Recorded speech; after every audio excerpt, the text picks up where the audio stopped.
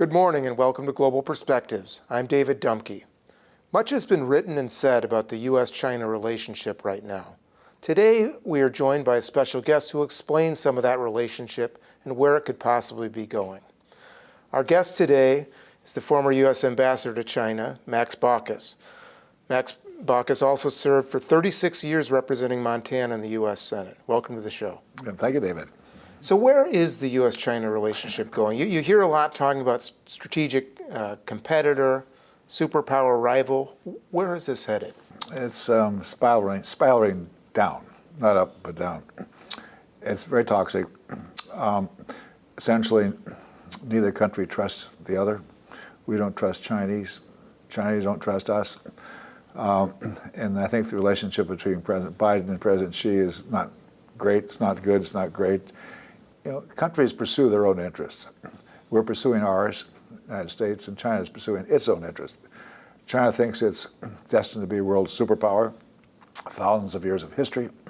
They think they're put upon the past 200 years by foreign powers, by the Brits, by Americans to some degree, and then now their time has come. They're bouncing back, they're get a little bounce in their step, and they want to be recognized at least as a co-equal world power. Now that's a little bit, if not threatening, it causes anxiety in the U.S. because we're not used to that. We Americans think since World War II that we're the king of the hill. You know, the world kind of dances to our tune. But China has a different view. China doesn't agree with that. And China wants, as a big country, an Asian power, not a democracy, and be a co-equal with the United States. So, and we don't trust each other. That's the basis. So it's not in a good spot. With the United States, you're talking about China's rise here, and of course that makes us uncomfortable because the United States has been the king of the hill for some time, since World War II, as you said. So to have a healthier relationship, should the U.S. accommodate Chinese change? Should there be Chinese growth and growing influence? Or should it be leery of it or somewhere in between? Well, we need to strike a relationship, short term is mutual respect, where we respect China and China respects us. It's just like any personal relationship. If you have the other person's respect, then he or she's going to treat you a bit differently than if you don't have that person's respect. So that's really what it comes down to. But that begs the question, how do you get respect? And I think that to get respect, Chinese respect, we're pretty much doing the right thing. That is, we're trying to build ourselves up economically. Washington's passed, Inflation Reduction Act, infrastructure bills, and the competitiveness chip bill to help build up our industries of the future, and that's very good because I think that the strongest foreign policy that any country can project is one where its economy is strongest. If any country has a strong economy, it very much buttresses its foreign policy. So that's the right thing. Second, we're working with our friends in the region, especially that is Australia, New Zealand, Japan, South Korea. They like working with us, but they also have to think about China because they're in the region. Right. Their neighbor. Their neighbor, so it gets a little bit dicey. And we're working with our European allies too, and we're especially with our allies in trying to prevent advanced technologies like the most advanced chips from getting into the Chinese military. So that's pretty much what we're doing, and I think it's a good approach. You have been instrumental in the Senate and then obviously as ambassador and working on U.S.-China commercial relations and trade, especially. You were supportive of China acceding into the WTO. You've supported a number of trade measures. You were the chairman of the Senate Finance Committee. Is that the same route? Should we still be expanding trade to China? Or you hear a lot of rhetoric, both from Republicans and Democrats, concerned about Chinese influence in the U.S. economy? I think the default should be a trade as much as we can, because the more countries trade with each other, the more standard of living worldwide rises. And the more we don't, the more we isolate ourselves, standard of living, including the United States, falls. At least it does not rise as much. So the default should be to trade. Now, we have to do it with our eyes wide open. That is, don't trade with an adversary that's going to take advantage of us, for example. It's a matter of degree, it's a matter of judgment as to what it does and does not make sense. One thing is really important, I think, and maybe you're going to ask this question later on down the road, and that is when I was serving in Beijing, the most important geopolitical matter to cross my desk was something called the TPP. That's a Trans-Pacific Partnership. What's that? That was basically a proposed agreement by the United States and Asian countries, Vietnam, Japan, et cetera, to work together, to trade better, more together, to lower trade barriers. So that would very much help all our countries, help the U.S., help Vietnam, help Malaysia, help Australia, and so forth. We looked like we weren't going to pass that because the domestic politics in the U.S., especially organized labor, was afraid that's going to take away jobs. Well, I thought it was extremely important. Ambassadors over there in that region, for example, the Vietnamese ambassador said to me, "No, Max, you got to pass that." Why? Well, because we want your presence here. We want American presence in Asia. Why is that important? I asked. Well, very simple, because we want to play you off against the Chinese. And if you're here economically and we're trading with you, then it's easier for us to push back against the Chinese. The Singapore ambassador said the same thing to me. They very much want our presence economically, as well as militarily, but especially economically, so they can kind of counterbalance China against us, because they got to play both sides, and they do, and they're very open about it. So I think trade's very important, but you got to be smart about it. You're mentioning Trans-Pacific Partnership as being kind of a proactive measure the U.S. should have taken at the time. I want to shift a little, but it's kind of along the same lines. You know, the Chinese have been very aggressive in Belt and Road initiatives and some other things, and there's been a lot of complaints from the U.S. about growing Chinese influence over economies, and particularly in the developing world, but into Europe, into South America, Africa, et cetera. But has the U.S. done anything to offer a counter to the Belt and Road initiatives? Not enough, and I don't know if we have the capacity or the will. Let's first talk about the will. We're, a democracy. That's great. We've got the best country in the world by far. But there's a downside. The downside is we elect new members of Congress every 2 years, presidents every 4 years. So there's not a long-term strategic plan in the U.S. as much as there is, say, in China, which thinks very much long-term, very much strategically. They have long-term plans. We don't in the U.S., and it's a real problem. And that makes it sort of difficult to get the will to mass a lot of resources to counter the resources of China in these regions. And the regions basically being the South countries, the developing countries, Africa, Asia, South America, et cetera. And China is putting trillions of dollars in development in South countries. Why, you ask? Well, it's pretty simple. It's because they need access to resources. China is somewhat resource poor. We're Americans. We're resource rich. We're blessed with resources, America. We tend to forget that. Other countries, not so. China, for example, doesn't have any iron, so it's got to import iron ore for its steel. It doesn't have much oil and gas, so it's got to import a lot of oil. It has a lot of coal, but they have to import a lot of natural resources, and so they spend a lot of money in the countries that have those resources so they get access to those resources. Second, they spend a lot of money so they get political influence in all those countries. They build roads and dams and you name it. So to answer your question, it's tough. We don't have quite the same willpower because we got other interests. Look at what's going on. You got Ukraine, for example, Israel. We spend a lot of money to Israel. It's just we don't have the resources and other demands. And add to that we just don't have as much resources total as China has. So what do we do about that? The answer is to be really smart, be aggressive, open more embassies in those countries. China has more embassies worldwide than does the United States. We're slowly creeping up, almost as many as China. But we have to know and recognize that China is there for the long haul. They're very patient, and we tend to get distracted. We have to recognize the threat really is Chinese patience. What do you say to the criticism? I mean, you're talking about China has a long-term strategy on this diplomatically and economically, for that matter, and they're tied together. quite well, and you're saying U.S. doesn't, because of our nature of our political system in part, but also, we have more short-term thinking.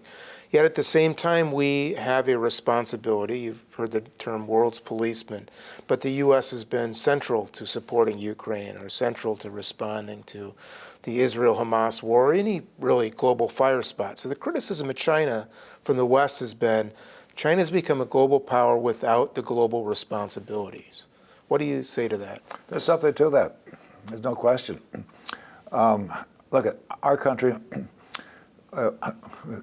founded by our founding fathers to escape tyranny. We have a wonderful Constitution. Bill of Rights passed to help make sure the Constitution passed, free speech, freedom of assembly, due process, rule of law. We are really lucky our forefathers put that all together, but it's a reaction to what they experienced over there in Europe. Contrast that with China. China's history is very different. We're a young country, 270, 80 years old? I don't forgot how old we are about that. China's thousands of years old. Thousands of years ago, Chinese civilization began in China, and they feel that their system is the right one. They feel that the history of dynasties where emperors controlled China is a good one. They feel that if the country's doing pretty well, then the Chinese emperor keeps his job. But if things kind of go south, whether it's famine or something happens, then he loses his job, gets his head cut off. But they just feel that's a system that works for them. They also feel it works for them because they can think long term. One of their key persons who just left now is a guy named Yang Jiechi. He sat me down once. He's a top guy over there. And he says, Ambassador, we're superior to you Americans. I said, really? He says, yeah, we're superior. Why are you superior? He told me 2 reasons. One, we're an authoritarian government, and you're a democracy. That makes us superior. Why is that? We appeal to the South countries. We could help them develop much more quickly than they could if they were a democracy. What do you mean? I asked. Well, look how far we've come in the last 40 years. 40 years ago, China was nothing. Now look at China. Huge roads, bridges. I mean, it's amazing how far. If we were a democracy, it never would have happened. And he's right. If they were a democracy, it never would have happened. Now, there are downsides of democracies, clearly, but it never would have happened. And so they feel that their authoritarian approach enables them to move more quickly and more long term. There are fewer rights, obviously. If they want to build a road or a bridge someplace, move people out of the way. They can't sue. They can't protect themselves. That's just the way it is. But they feel that their people don't mind that too much because living standards in China have risen dramatically in the last 40 years, and the Chinese people know that. It's kind of plateauing, but they know it. So you're talking about Chinese growth, and of course, part of that's growing influence. Do they want to export their model, or do they just want relations with these countries? I think it's a combination. They like their model because it works for them, they think, despite COVID. That was a disaster for them. But it's more working with these other countries, and they tend to work better with authoritarian countries, countries that are not as democratic, say, as the U.S. As a U.S. ambassador, this isn't just exclusive to China where you were working, but you've been able to view this over a number of decades, both working in the Senate, working in diplomacy. But you've seen in the last 15 years some dramatic swings of U.S. policy between President Obama pushing for the Trans-Pacific Partnership, for example, to President Trump, who had a more protectionist model, back to a more traditional diplomacy under Joe Biden to who knows what's next if there's another second Trump presidency. How detrimental is this to U.S. relations with China or any country when you have inconsistent policies or the likelihood that these things will swing drastically 180 degrees? It's a downside, no question. It's a cost. Countries wondered, gee, what's going to happen next? Who's going to be elected president? Big difference between Trump and Biden. A lot of Chinese gee, maybe we like Trump. We can do deals with Trump. The Taiwanese are scared to death that Trump might be elected, afraid the Chinese will sell Taiwan down the river. I mean, it's a cost. But I do think, frankly, but look at how strong we are still as a country. Look at our huge tech industry. These tech companies, whether it's Apple, Google, Microsoft, China doesn't have tech companies like that. It's got Alibaba and Tencent, but it's not nearly the same. Europe doesn't have big tech companies. They just didn't. You can't develop them in Europe. So we're really, really lucky. And also we're reacting. Look to what we need to project in the future. By that I mean building up our economy. The CHIPS Act I mentioned, Infrastructure Act, and so forth. We're doing stuff. It's really pretty important, and we're working with our allies. That's pretty important too. I think there's a cost to answer your question, but I still think we have to remember we're the strongest country. And look at, why do we have an immigration issue? Why is immigration such an issue to the U.S.? I'll tell you why. Because Americans aren't heading for the door. They don't want to live in other countries. They want to live in America. Other people want to live in America. They're coming to America because they know about the opportunities in our country. But still, it's China long term, get to the real question, underlying question is, in our little discussion here, is going to be a major, major issue for the United States. And the real question is, how do we manage this relationship? How do we treat China? Because we're a little bit more in the driver's seat, I think, than they. But China is too. How does China going to treat us? And I think that the time is going to come, maybe a couple of 3 years from now, when Americans realize and the Chinese realize that hey, neither country's going anywhere. They're always going to be there. China's not going anywhere. China's going to be there. Same with America. And so we have to, if we're not going anywhere, let's kind of figure out how we get along a little bit better. China does not want war. I can tell you, China does not want war. China does not want war over Taiwan. It just does not. Now, maybe 20 years from now, but not today at all. China does not have a history of military aggression. They don't. We do. Afghanistan, Iraq, Vietnam, and so forth. We, Monroe Doctrine, South America, Central America. Chinese don't. There's a little bit of border skirmish in India. That's a little skirmish. They don't have history. Their projection of power is not military, it's economic. That's why they're pursuing involved in South countries so much. But anyway, it's kind of a corny little metaphor, or construct. But I think the U.S.-China relationship's a little bit like an arranged marriage. Not a marriage based on love. We don't love each other. It was kind of an arranged marriage. The world tectonic plates, here we are in two big countries. It just happened that way, economically and politically, and so we're here. So it's kind of like an arranged marriage. The global political forces have arranged this, and neither country's going anywhere. There's not going to be a divorce because we can't get off the planet. So the more we kind of understand, hey, they're not going anywhere. We're not going anywhere. Let's see if we kind of figure out a way to deal with this a little bit. As an arranged marriage. Some arranged marriages work, some don't.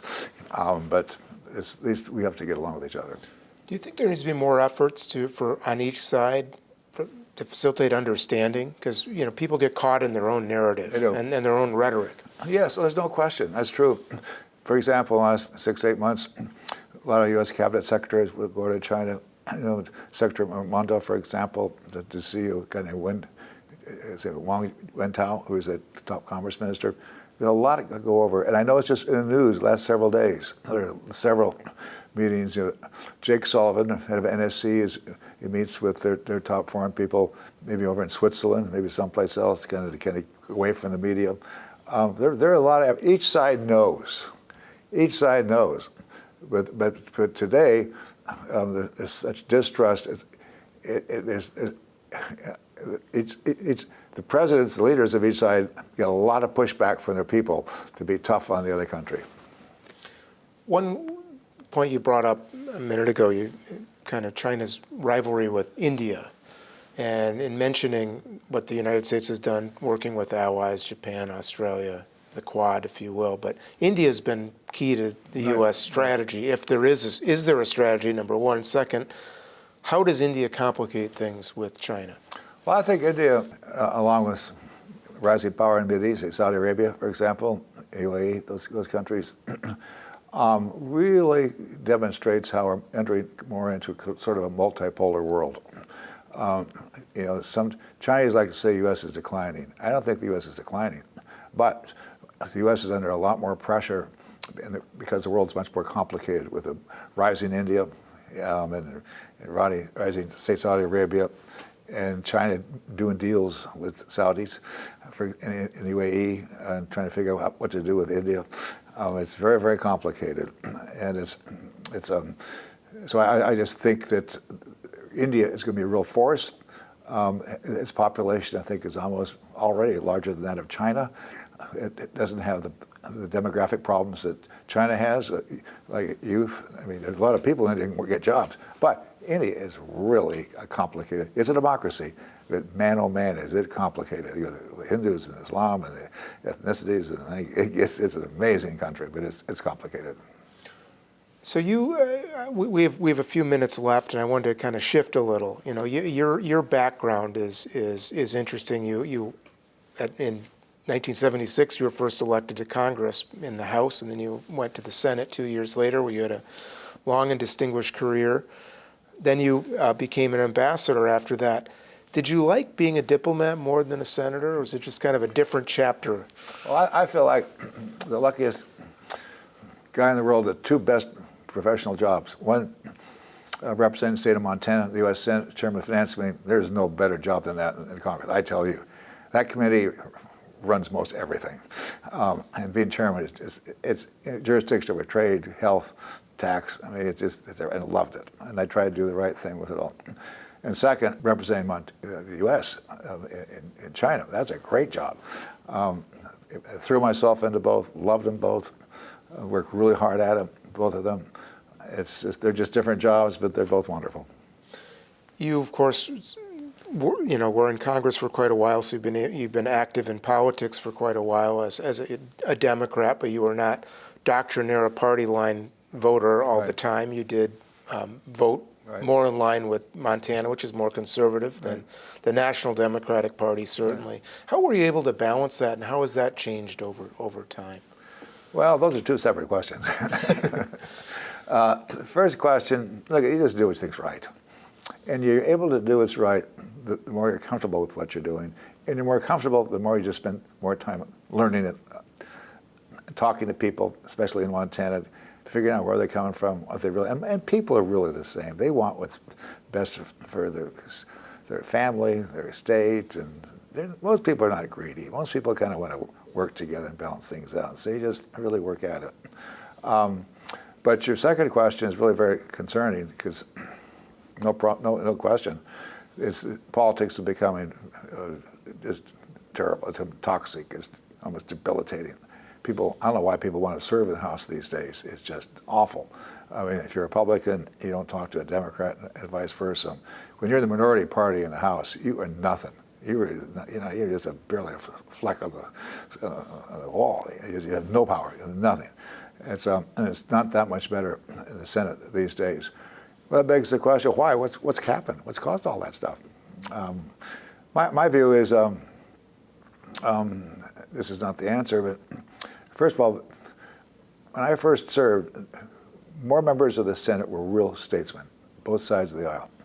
Sam Nunn, a Democrat, was really a statesman. Howard Baker was really a statesman. Jack Danforth was really a statesman. They were just really good, solid people. And over time, the people who run for office don't quite have the same approach.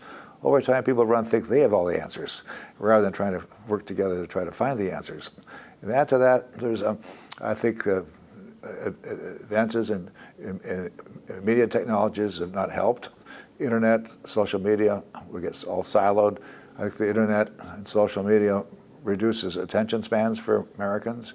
It reduces critical thinking. You don't ask questions. You just accept what you see on your Instagram, whatever, your social media, whatever it is. And it's difficult. Add to that, I think people are a little, just are concerned about what's happening in their lives. They don't like who's running for president. They don't like either Joe Biden. They don't like Donald Trump, most people. And they feel, there's people I talk to, that's what they say. So they feel, does Washington care about us? What's going to happen to our lives? And I think that makes it more likely that political figures in Washington can demagogue more to try to get attention. And frankly, I think Donald Trump has coarsened the rhetoric. name calling, all this and that. It kind of lowers, that has lowered the standard as well. So we have to, well, what can we do about all that? We just have to do the best we can, all of us as individuals, and you know, we have to remember, voters are in charge. When I was in Montana, representing Montana U.S. Senate, at town meetings, I would say over and over again, and I meant it, you're the employers. I'm just the employee. You know, I work for you, and I'm the hired hand. I work for you. I want to remind people of the power they have if they just exercise it. So people can do a lot more if they were to take a little extra time and effort to try to make sure the representative is doing the right thing. Even in better times politically, though, it's still hard to champion things like free trade, for example, sometimes as a Democrat. I don't know. I don't know. I got very little criticism, frankly. Why? And I think partly is because I was home a lot. Town meetings, seeing people, just getting the pulse, and I don't want to pat myself on the back, but I think people, I was really trying to do the right thing. I think people, most people back then, and even pretty much now, are not down the line conservative on everything, just total right wing. They're not down the line total liberal progressive. They're kind of in the middle. Now, when I was serving, I thought the middle maybe about 70%. Maybe the middle is down around 60, 50%, and the extremes are a little more powerful. But if you really try to do what's right, the middle will give you a lot of room because they're thinking, you know, that guy back there, you know, he's listening to us. He's trying to answer our question. Now, I may not agree with him, but I can tell he's really trying. He's trying to do what's right, and they give you a pretty wide berth. So one final question as we're running out of time here, and that's tell us a little about the Max Baucus Institute. Oh, well, I think that the most noble human endeavor is service. Service to family, service to church, synagogue, community, friends. It's service. And for me, it was public service for many years. But now I'm no longer in public office. My wife, Mel, and I have set up what we call the Baucus Institute. It's not a think tank. It's to get kids, college-age kids, out of their comfort zone, get out and travel. We send a bunch of kids to Washington, D.C., work in Republican offices, Democratic offices, totally nonpartisan. A bunch of kids, climate scholars, work in Nature Conservancy, AEI, and so forth. Send a bunch to China, to study in China and vice versa. And we have Singapore a little bit now too. I just doing what I can just to get more people thinking about the joy of service, and that's my mission right now. Well, thank you very much for joining us. Wish you well on your mission. Thank you. And thank you for joining us. We'll see you again next week on another episode of Global Perspectives.